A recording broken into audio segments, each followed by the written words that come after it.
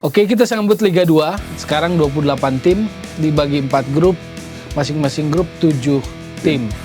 Tapi di awal ini dibuka dengan persoalan ternyata masih ada klub-klub yang menunggak gaji pemain. Nah, di situ tapi nyelip tuh satu Maluku Utara, Maluku United. Kira-kira karena apa? Belum tahu jawabannya. Jadi sesuatu yang kebetulan sponsor Pegadaian masih ada yang nunggak gaji gitu. Jangan-jangan klub nanti ke Pegadaian aja gitu. Mengatasi masalah tanpa masalah.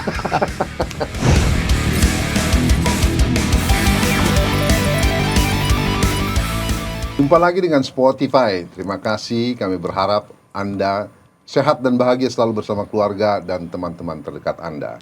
Kali ini saya dan Bung Toel akan membahas tentang Liga 2 yang akan melakukan pertandingan perdana tanggal 10 September nanti di Stadion Surajaya Lamongan.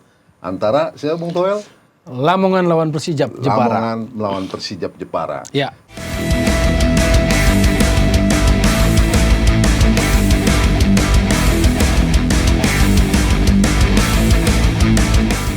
Nah, bicara kompetisi Liga 2 sebenarnya sama menariknya dengan Liga 1, Tom. Yap. Kita jangan bikin grade yang bagaimana-bagaimana.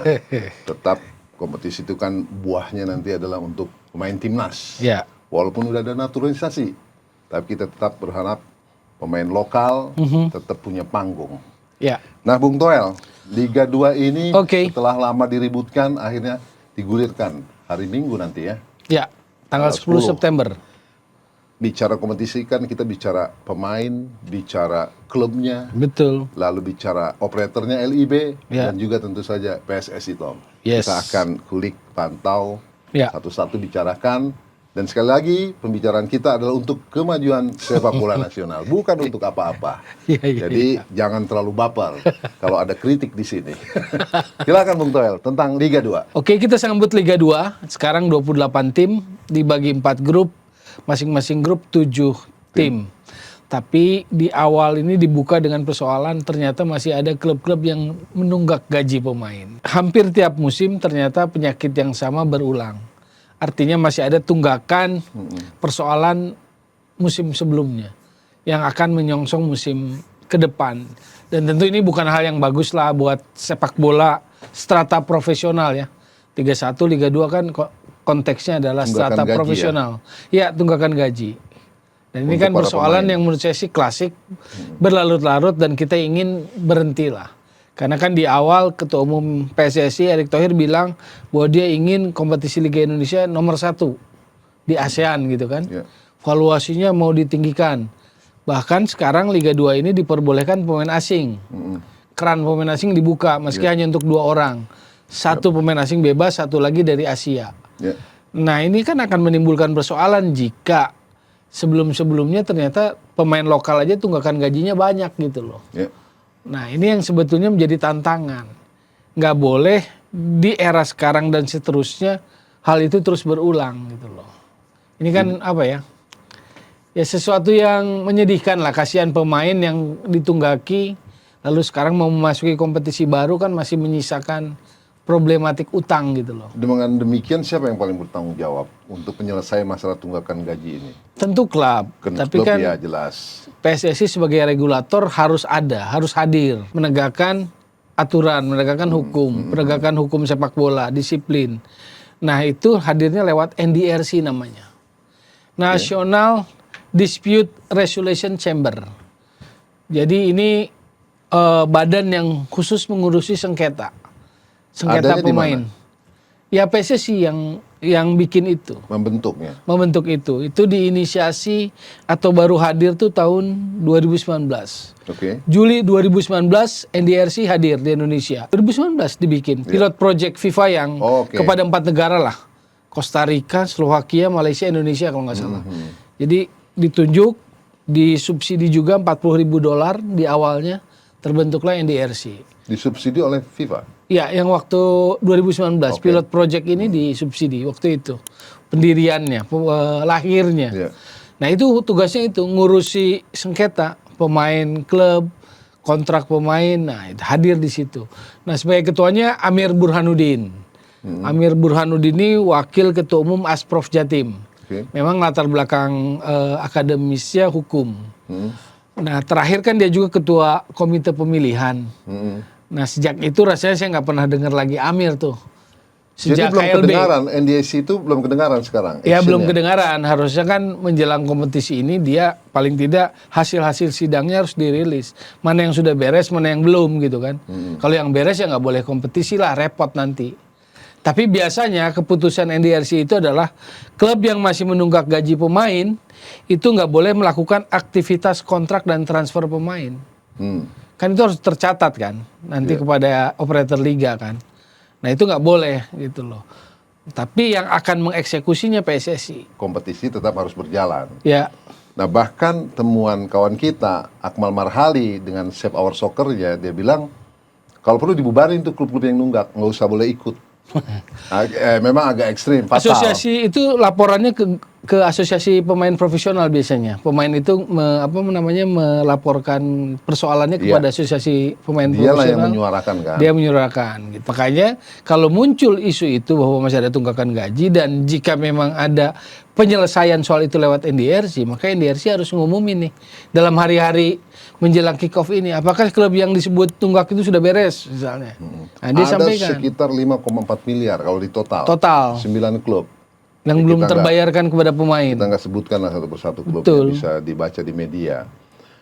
Artinya ini kompetisi akan berlangsung dengan catatan bahwa ada pemain yang belum digaji. Nah itu yang terpaksa. yang nggak boleh kan? Ya akhirnya tidak boleh tapi terpaksa harus dilakukan. Cacat lagi lah ini. Cacat lagi. Artinya kalau itu kendaraan Tom, Ya, ada yang rusak tapi dipaksa untuk tetap jalan. betul. Ada efeknya dong. Ada onderdil oli yang harus diganti dulu tapi olinya belum diganti gitu misalnya. Ya pasti akan ada efeknya dong. Ya. Nah Anda melihat ini Ya makanya kan tetap harus semangatnya dijalankan kan atau bagaimana? enggak, penegakan hukum harus terjadi. Penegakan disiplin Jadi harus dipisahkan ya? Iya, gitu loh. Kompetisi ini ada deadline-nya kick off. Maka ini ketika muncul ini mepet sebetulnya. Ya. Maka kita nggak dengar ini misalnya dari bulan lalu gitu loh. NDRC turun tangan karena dia kan badan yang memang mengurusi persoalan sengketa. Ya kita sepakat ini disayangkan. Ya, Sangat Pak, ya. sangat sayangkan.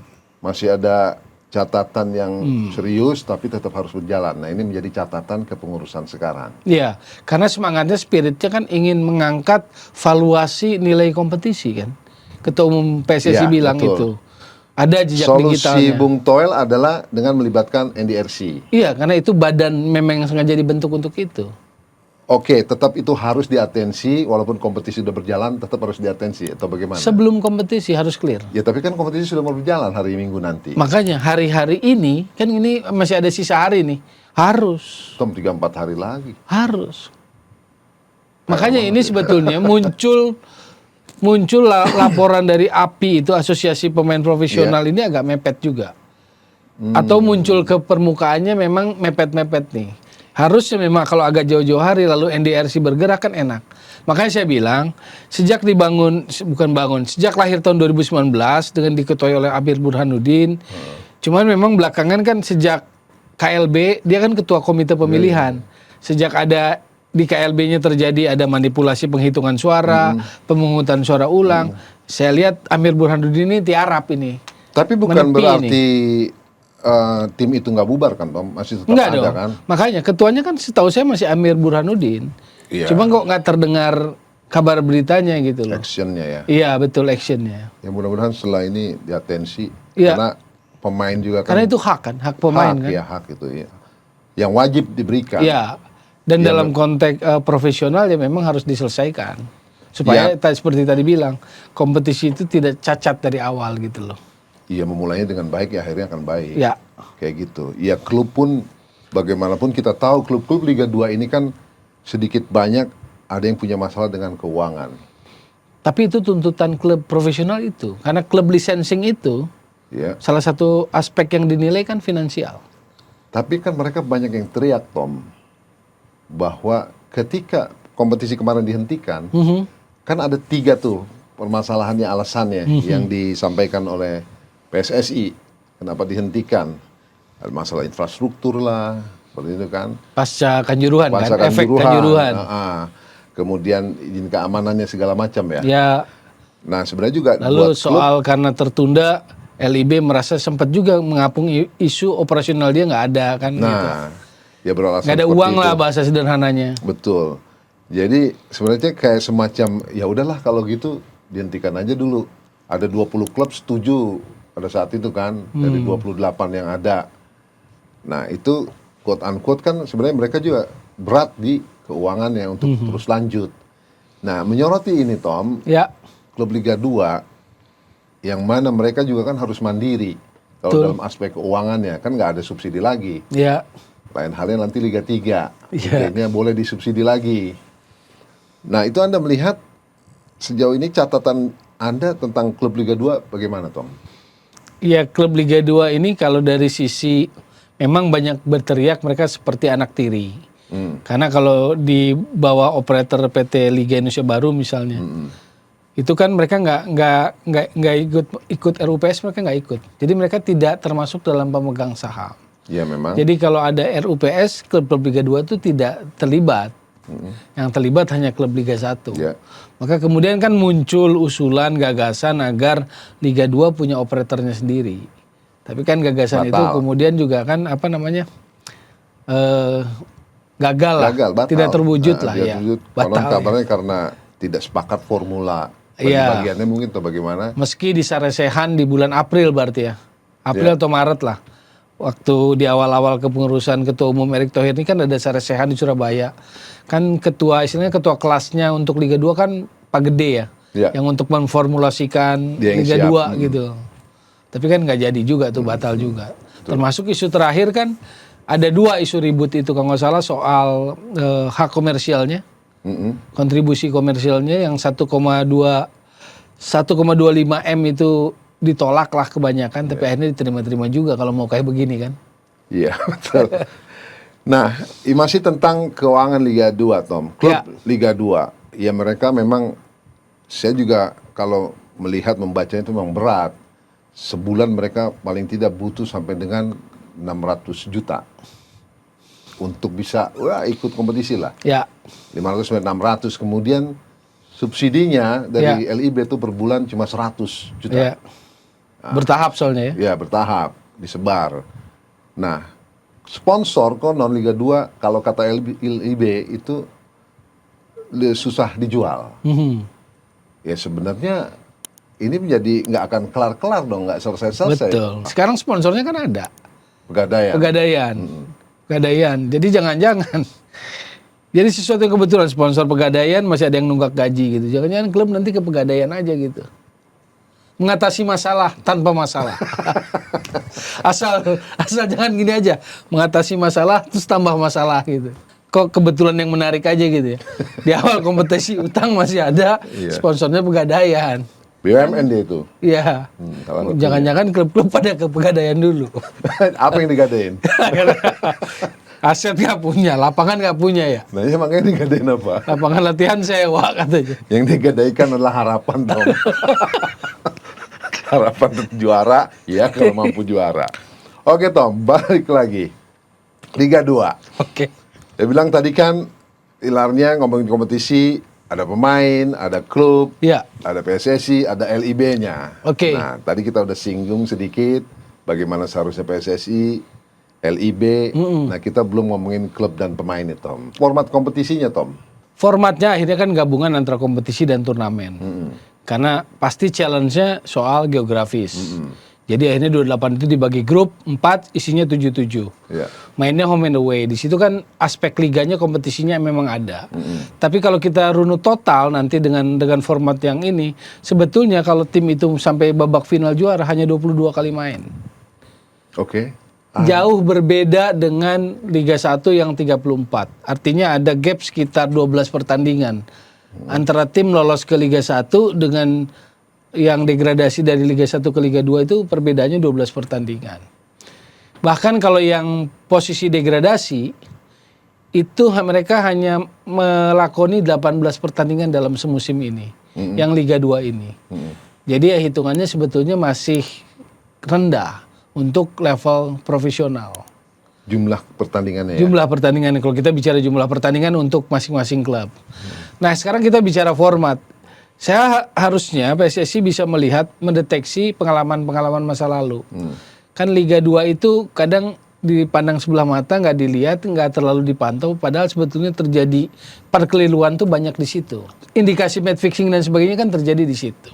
Kalau ingat tahun 2018 atau 2019 ya, yang ada offside 2 km nggak offside itu.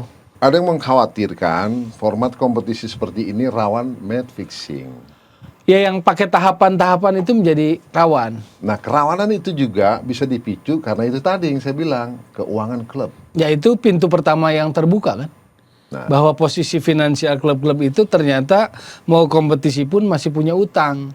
Nah, itu sebetulnya dalam konteks kalau kita diskursus soal match fixing, itu adalah hal tabu pertama yang nggak boleh diungkap. Atau yang nggak boleh terungkap. Jadi kalau embrio masalahnya masih ada dipelihara, Iya. ya jangan harap akan bersih. Makanya saat menyusun format pun harus diwaspadai situasi atau peluang-peluang match fixing itu. Kan ini kan tahapannya ya. Pertama penyisihan. Iya. Bagi grup. Habis itu lolos ke 12 besar. Iya. 3 teratas masing-masing grup ke 12 besar. Iya. Jadi kalau istilah para penjahat, para jagoan-jagoan itu yang suka ngatur-ngatur ini, paketannya kan banyak. Satu, paketan ke 12 besar. Habis paket ke 12 besar ada paket ke semifinal kan, yang 4 besar itu tuh. Masing-masing ada rate-nya itu ya. Ya pasti. Ini kan 4 besar berarti kan paketan promosi siapa nih? 3 kan. Iya. Gitu. Sementara di bawahnya berarti paketan yang menghindari degradasi. Iya. Ada Nah, harganya sebetulnya juga. match fixing yang berbahaya itu dalam konteks itu tadi, yang motivasinya sporting merit, tentang promosi dan degradasi. Nah, Bung Tommy, sahabat Ya. Spotify, bicara Liga 2 ini sebenarnya menarik, Tom, kalau buat saya ya. Ya. Itu mewakili dari Sabang sampai Merauke, Tom. Oke. Merata dia. Iya. Tanah Sumatera, siapa aja klubnya, Jawa, kemudian terus ke timur. Betul. Lebih representatif daripada Liga 1, Tom. Nah, tapi ketika baru mau digulirkan kemarin, Tom, kayak dari ujung timur aja, Persipura teriak, nyaris tidak bisa ikut kompetisi. Karena Betul. masalah apa? Sponsorship. Keuangan. Ya, Sponsorship. keuangan. Nah, ini kan mengerikan gitu loh. Sekelas Persipura loh. Betul. Tim Memprihatinkan. Pernah juara Liga. Betul. Kalau kita bicara konteks sepak bola Indonesia dan Persipura. Persipura drop ke Liga 2, kemarin Liga 2-nya nggak jalan, sekarang mau memasuki musim baru, mereka sepertinya terseok-seok manajemen pengelolaannya, ada kesulitan keuangan kan, sponsorship menjadi sulit karena kabarnya pertanggungjawaban keuangan musim lalunya belum selesai. Jadi ya prihatin lah kalau buat Persipura, karena ini kan tim yang legendaris, klub yang legendaris buat Indonesia. Merepresentasikan wilayah timur Indonesia kan. Dan kalau Liga 2 secara geografis memang merepresentasikan Indonesia kan. Iya. Dari Aceh sampai Papua. Iya. Acehnya Persiraja, di timurnya Papua. Ada grup 4 kan. Ada 2 Papua di Liga 2. 3. Ada Biak, ada Waropen, ada Persipura. Sangat-sangat menarik Liga 2 ini. Ya, mudah-mudahan nanti berlangsung seru. Oke, sahabat Spotify, Bung Toel masih lanjut tentang Liga 2 ini. Ya.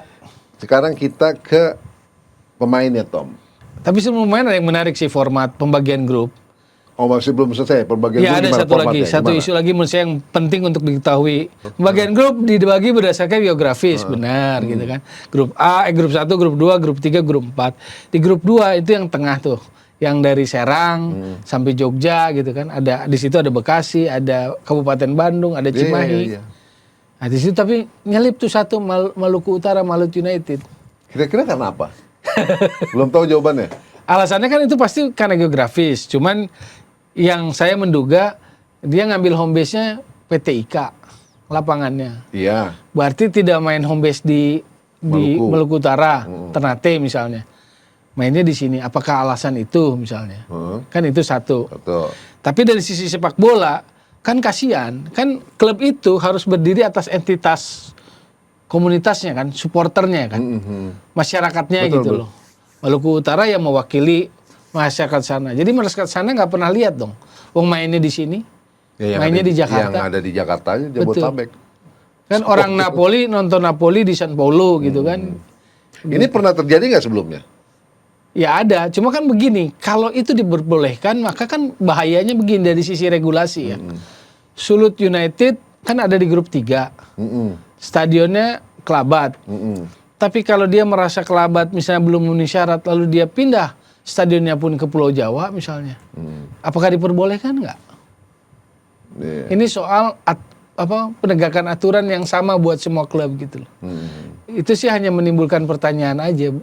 Nah, dari pembagian grup itu, Tom, Ya. Anda melihat, kalau saya memantau, kadang-kadang kalau memperhatikan klub itu saya suka melihat tradisi klub itu, Ya. tradisi penampilannya, Ya. tradisi kebintangannya, tradisi juaranya.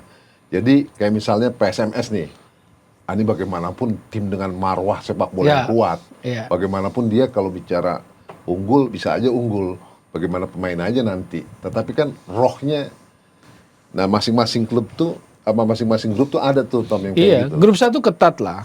Kalau kita bicara Aceh nggak bisa, kultur sepak bolanya kuat. Jadi kalau grup 1 kita bicara Aceh, bicara Medan kan, Semen Padang dong. Oke. Sama Sriwijaya 4 tuh. 4 ini 4 Seru tuh unggulan, ya, iya. seru ya. Paling nggak kalau kita sebut ini 4 favorit, berebut tuh tiga tiket lolos ke 12 besar. Grup 1 Sumatera. Menarik ya, Menarik, keras itu. keras. Oke. Terus Grup yang dua. berikutnya, grup 2. Jogja kuat menurut saya, PSIM. Ya, dia juga tradisinya Iya. sangat kuat. Persikap nggak tahu. Dari Liga 3 sih ambisi ke Liga 2, tapi di Liga 2 dia punya ambisi yang besar nggak gitu loh. Jadi bisa aja nanti PSKC nih yang tiba-tiba PSKC. anak ajaib gitu kan, yang baru dibeli juga kan. Jadi semacam ini dia, kuda hitam nih, atau gimana di grup itu. Ya, PSKC, PSIM, lalu ya Malut saya nggak tahu. Apakah Malut akan berbicara banyak? Saya juga nggak tahu. Mungkin Karena itu kejutan. asalnya itu haknya klubnya dulunya Putra Jombang. Jadi Putra Jombang Liga 3 yang punya Figit Waluyo dilepas, begitu naik Liga 2 diambil sama Malut. Diakuisisi sama orang Maluku ya. Grup 3. Grup 3 ada Jawa Timur tuh. Persela mungkin bisa.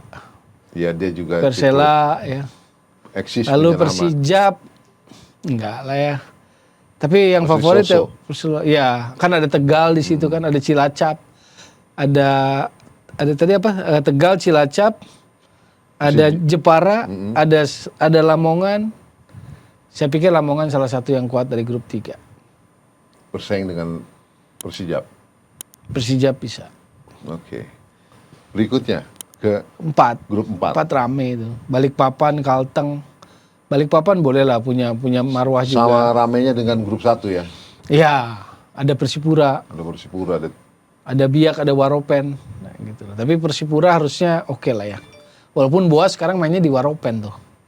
ya. Boas Solosa bermain untuk Persiwar Waropen. Oke, tentang pemain dan pelatihnya, Tom. Ya, Nah, tadi kan Anda singgung bahwa sebenarnya diizinkan untuk memakai 2 pemain asing. yes. 1 asing, 1 Asia ya. Mhm. Nah, itu rata-rata klub melakukan itu nggak? Nggak semua. Karena lagi-lagi money kan. Iya, Tidak semua. iya, Ide itu kan sebenarnya baru muncul di musim ini ya. iya. Nah, kalau tentang pelatihnya, Pelatihnya rata-rata diisi oleh pelatih lokal.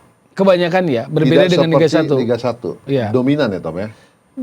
Liga 2 dominan. Artinya panggung pelatih lokal ada di Liga, Liga 2. Bersainglah mereka di situ. Betul. Untuk bisa tembus ke Liga 1 sampai akhirnya Ya. ya wallahu a'lam bisa timnas. Tapi kita nggak tahu.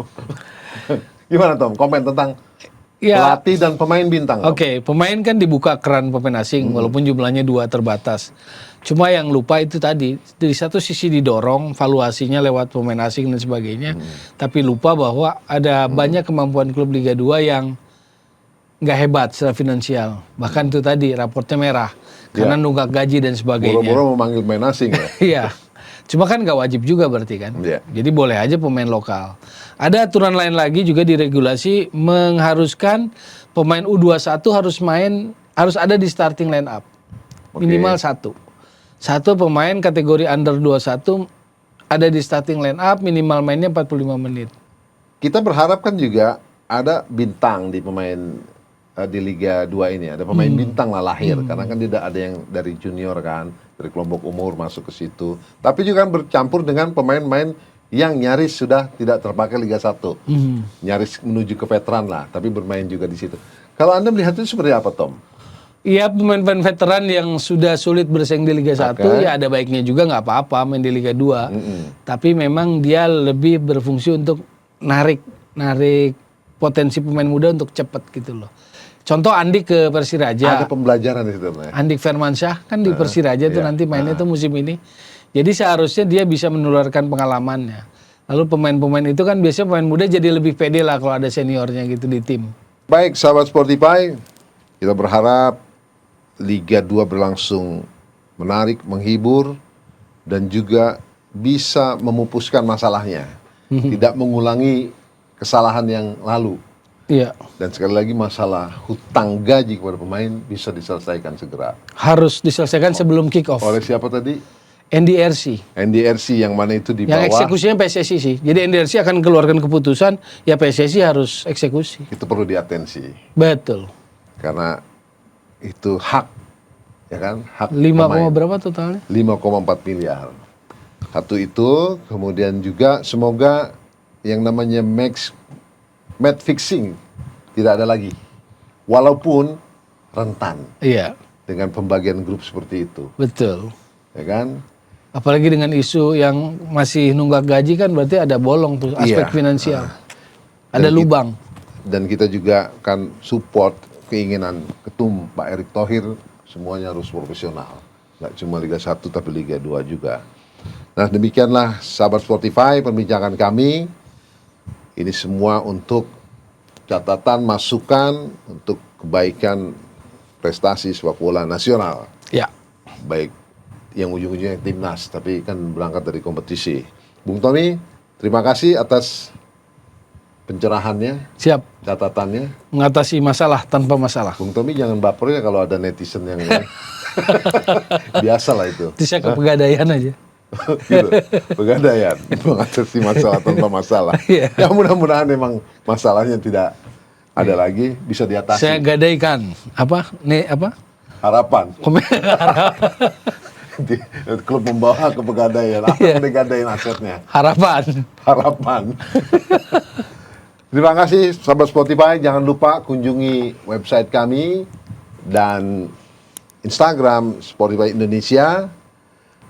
Sampai di sini perjumpaan kita. Semoga yang kami sajikan, kami bicarakan bermanfaat untuk kita semua. Salam prestasi. Wassalamualaikum warahmatullahi wabarakatuh. Tom, thank you.